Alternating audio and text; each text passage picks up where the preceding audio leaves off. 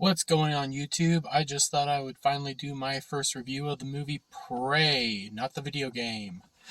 So I haven't even finished playing the video game. I've started it 3 times, never even finished it. But yeah, the movie Prey, the new one out on Hulu for the Predator franchise, I guess. I don't know. Anyways, the movie basically is what's the words I'm looking for? A story about a girl wanting to become a hunter and having to go through a trial essentially to prove herself. A story of proving yourself as being what you want to be. So, her main, throughout the story, you end up following her on her journey, being a Comanche, wanting to be a hunter, even though that's really not how historically it worked. But you know, uh, reality doesn't really matter in movies like this for some reason. I don't know. Anyways, it I greatly enjoyed the movie, honestly, even if it wasn't technically accurate. I did like how they dealt with some of her ways because she is a woman and she couldn't do certain things that the guys could do, so they had interesting ways to make her kind of have to balance herself out.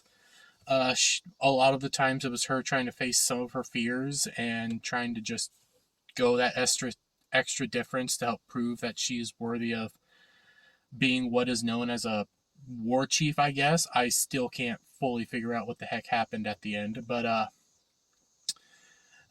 you follow her as she's trying to hunt and prove herself. And after a while, people start saying, well, maybe you're just making this stuff up. You don't have what it takes. So she wakes up one morning and instead of going with all the women to go forward, she decides no, she's going to hunt down this thing she's been seeing, which she thinks is a monster, but in reality it's the predator.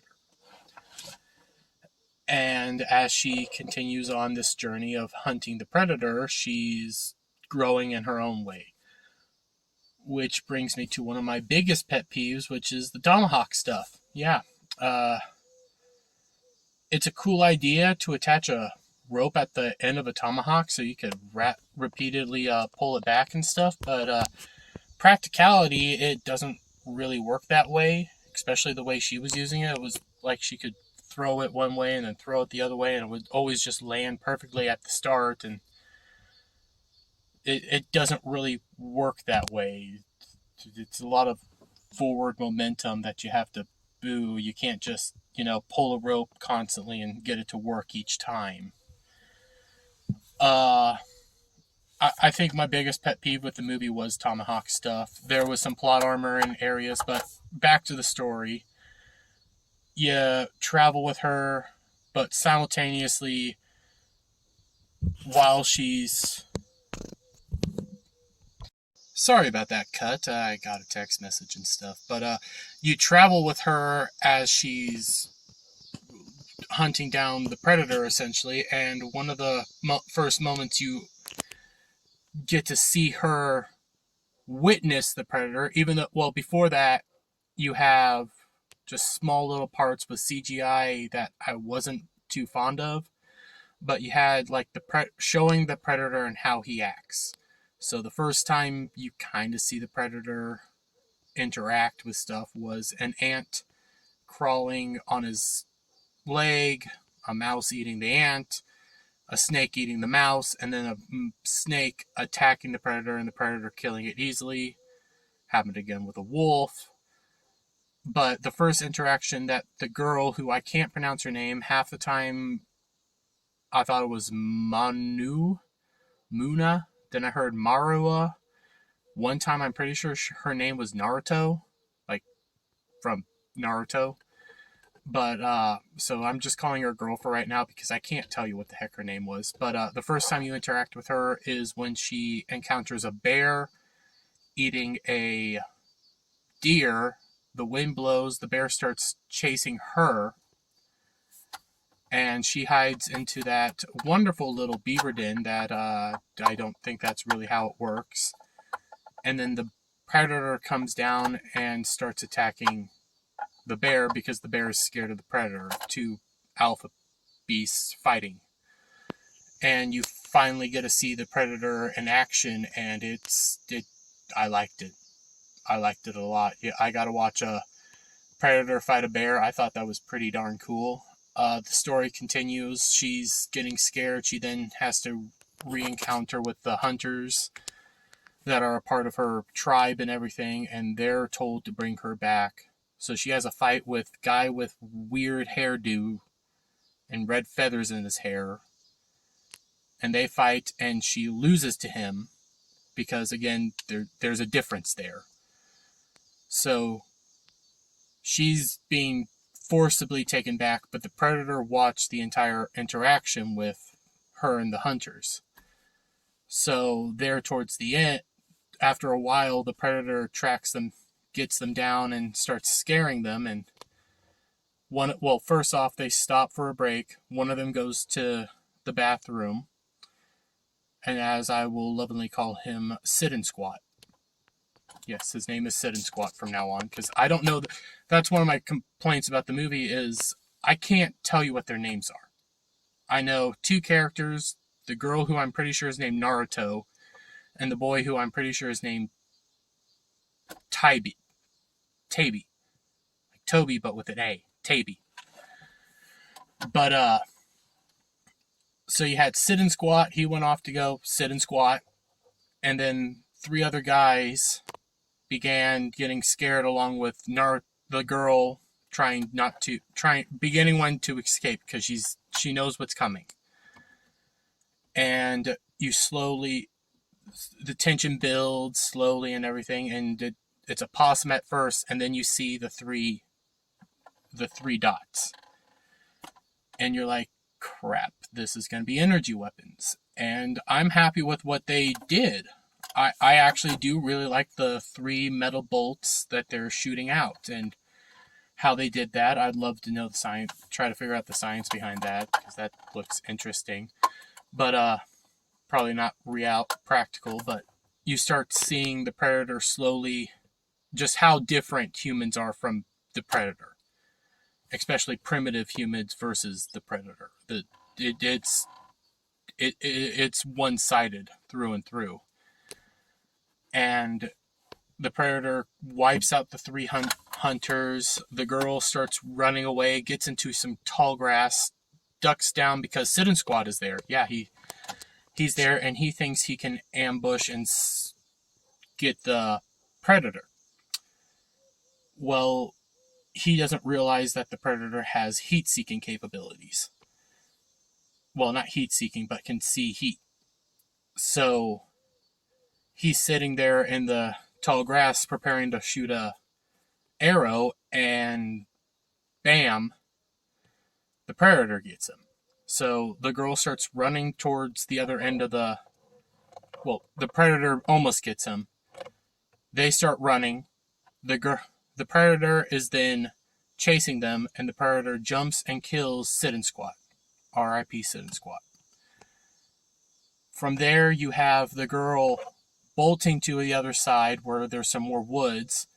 She gets into the woods. She keeps running, and then she hits a animal trap. Another complaint. I think her ankle should have been in more damage than what it was. Animal traps are very hard metal, especially for that time. They're meant to hurt. They're meant to cause pain, and I get it, her adrenaline's rushing, but that should have hurt her a lot more. From there, you end up having the predator come up, crouch down, and he's invisible, but you can see him because of the whole spectral kind of thing. And then from the other side, you see a bunch of trappers come up speaking French. And the trappers see the girl and knock her out and then take her back to camp. They're at camp. She starts realizing she's locked in a cage, trappers all over the place. And one of them, who we will lovingly call Fat Mad Lad, is fat, mad, and I can't understand a single word he's saying. That's another complaint I have in the movie. I get it, trying to be somewhat historically accurate, I guess. accuracy is all over the place in this movie, but I needed to be able to hear and understand what the heck people were saying, and half the time I couldn't. She pisses off the fat mad guy because he was trying to provoke her and she struck back. And then he wanted to kill her, got talked out of it. Another guy comes up and can speak Comanche, I guess, with a French accent. Weird. And he's wanting to know, what is the predator? What did she see? What is this creature? And then her eyes gets back on the fat mad guy in another cage, and out comes her brother, who is her new war chief, and he starts cutting him, and laughing, and torture in front of her and everything. Well, then you jump to a bait scene, essentially. So the trappers decide that they're going to tie her and her brother to a tree in some burnt forest, where I don't know where this burnt forest is now, because some positions just don't make sense. How did this forest catch on fire, and why is there ash falling from the sky? Like, this is freshly burnt forest. Why is this all happening? If ash is falling from the sky, why then this should be more freshly burnt? Why is it like this? Well, the trappers decide that they're going to use the brother and the sister as bait for the predator. It works and it doesn't work. The predator does end up showing up, but he ends up killing the trappers and not the brother and sister. And through this, the sister deduces that the predator only fights those that he views as a threat. So he will be fighting them, he will be taking them on, and he will kill them. Which, honestly, I thought this was the coolest part of the entire movie. Fly. I thought this was the coolest part of the movie, the whole forest bait scene, because you got to see the predator do... I don't have a hat to swat the fly. Crap. You started seeing the predator use tools, more tools than he normally does. Like, that's one of my favorite parts of a predator movie, is seeing him use the tools that he has. And his tools were they weren't advanced. Like, these were some more primitive. They were advanced for humans, but for what we have seen from a predator, these were some fairly rudimentary tools. And I had a blast with it. You saw the predator cut people. You saw the return of the wire trap, where he threw it at one guy. It wraps around him, wraps back the other way, and it pulls down and dices the guy up. He's going around just killing people. He cuts a guy's head off with a shield.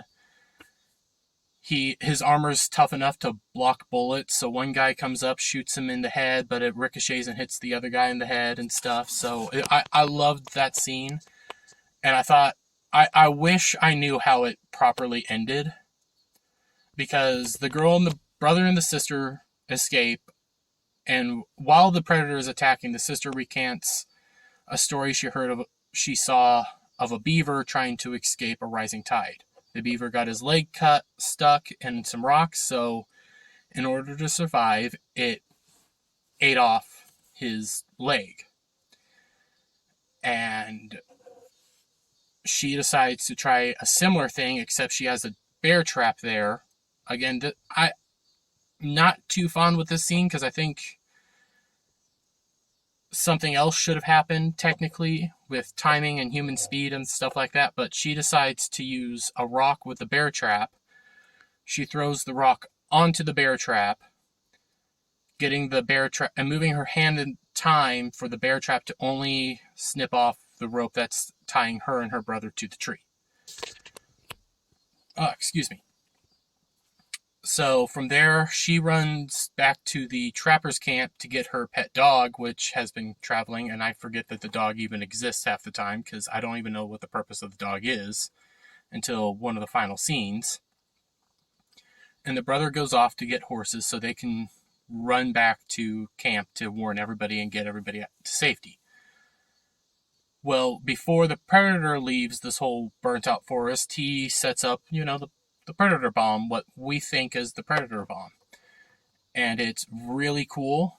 You kind of don't want to see it because you know the Predator bomb is so powerful, but at the same time you're curious what is this going to be, because this Predator is decked out not in normal Predator gear, but in kind of bones and stuff, and he looks a whole lot more primitive than normal.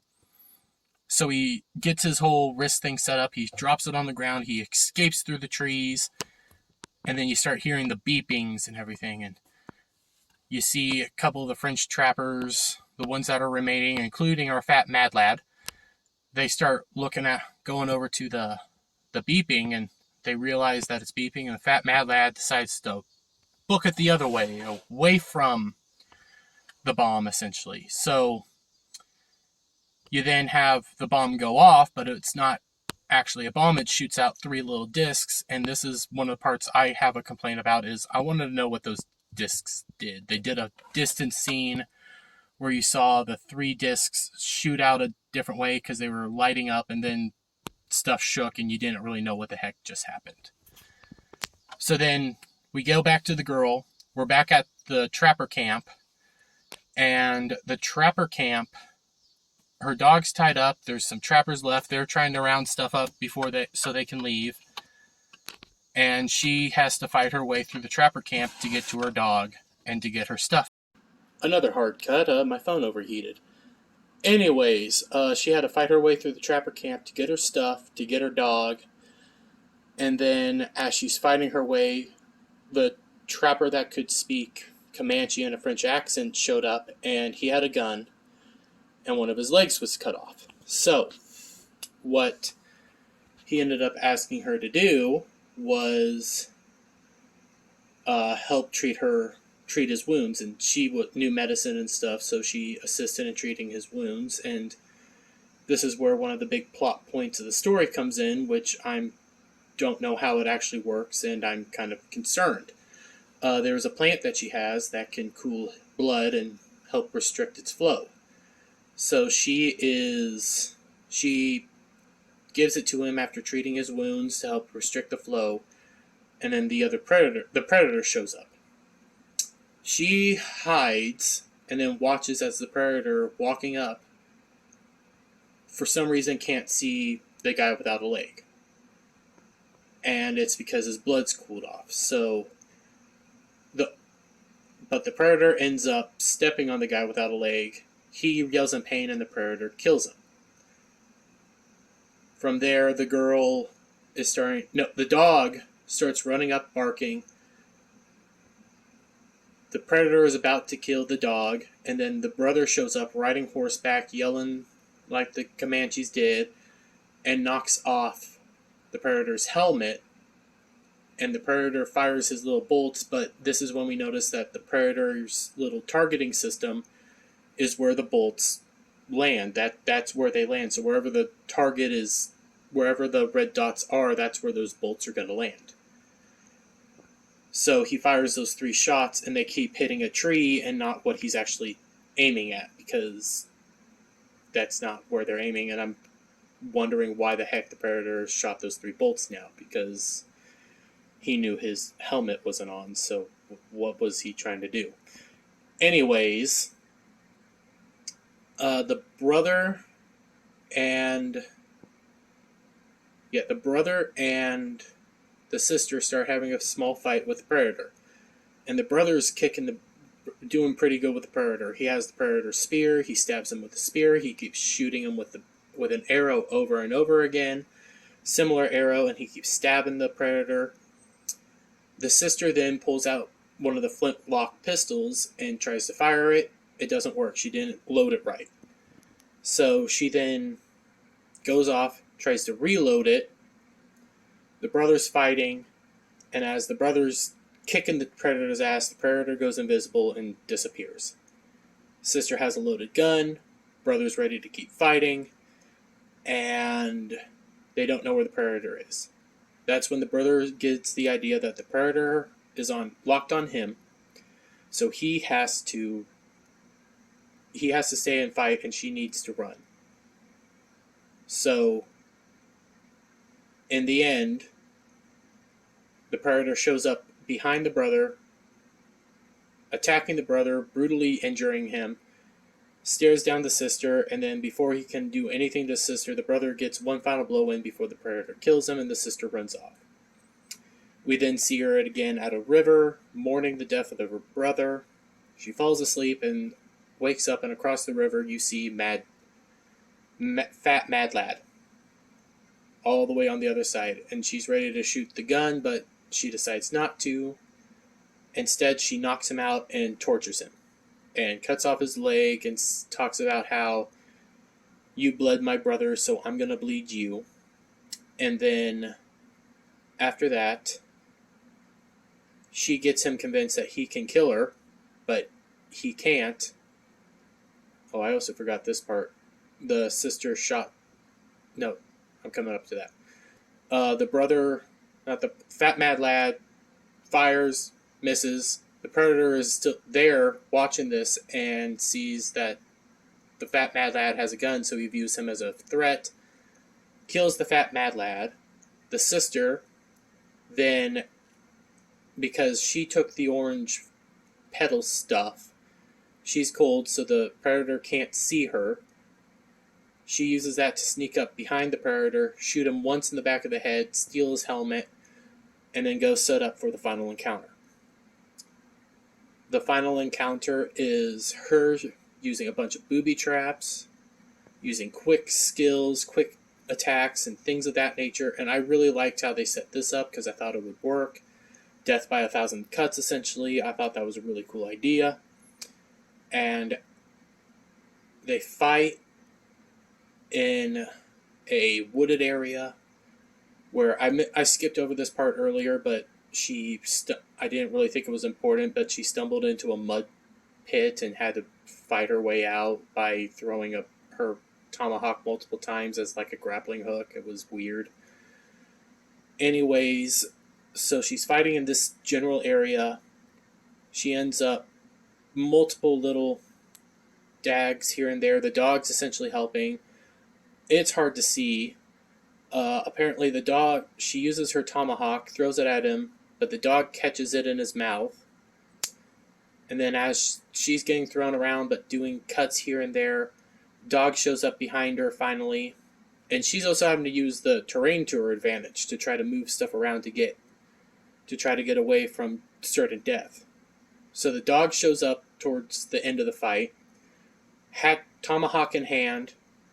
The dog runs underneath the predator, hands off the tomahawk to the sister. Sister tangles up the predator, pulls him into the mud trap. She's on the other side of the mud trap. And then the predator... Then you start thinking that the predator's gone. He's fell into the mud trap. Nope. He starts slowly climbing out of the mud trap, getting all this cool shot of him slowly gliding out of the mud. He pulls out his little dart shooter, and I don't know how this part works, but she outsmarted him somehow. He has the dart shooter out. The helmet's over here. The target's on his head. He doesn't realize this for some odd reason. He shoots the dart. It goes towards her, stops right in front of her face, ricochets, and then goes to where the dart is and just hits him right in the side of the head, killing him. And from there, she lets out her little battle cry, yeah, whatever. I guess she cuts off his head. She goes back to her home with the head intact, and they promote her to war chief. And they have this whole little feminist moment where she's staring at a young little Native American, Indian, whatever I'm supposed to call her, Comanche girl. And they're like, yeah, you can be this one day too. And that, like, sight, and oh my god, I can see myself. Oh. All in all, it was a decent movie. I wasn't uberly offended by it. I thought there were some parts were super cringe with the whole girls are better than... They didn't really have girls are better than guys, but they had guys were very kind of that toxic masculinity, like they were always angry and ready to fight and never wanting to listen to anything, but wanted to just... So they had a lot of that. The ending, I think, when she was promoted to War Chief, that was kind of cringy because the whole, yeah, everybody's just accepting this, that she can do this. Yay. Uh, I didn't really like some of the character development because, again, I can't tell you what half these characters' names are. And part of my problem with the movie was that I couldn't understand half the people half the time because they started speaking in languages that I can't understand. So, all in all, I liked the plot, other than some messaging. Characters were so-so. My biggest complaint is the tomahawks. Tomahawks don't work that way. You can't kill a deer with a tomahawk right away. It'd take multiple swings, and you have to hope that you're getting the vital parts right away. I give the movie a 6 out of 10. It's not a horrible movie. It's actually fairly decent, and I do suggest you check it out. So, yeah, thanks for watching my first movie review. Thanks for watching the train wreck that this was. So, yeah, catch you next time. Bye.